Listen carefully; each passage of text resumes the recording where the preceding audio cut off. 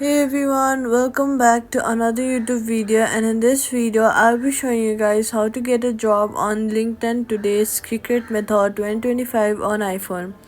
First, add a professional catchy headline and detailed summary highlighting your skills. Next, go to your profile and then go ahead and look for the option open to work.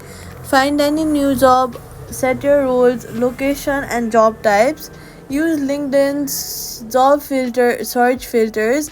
Tap jobs and then go to filters and select any apply or remote roles for faster applications. Connect with recruiters and industry professional. Personalize your connection request.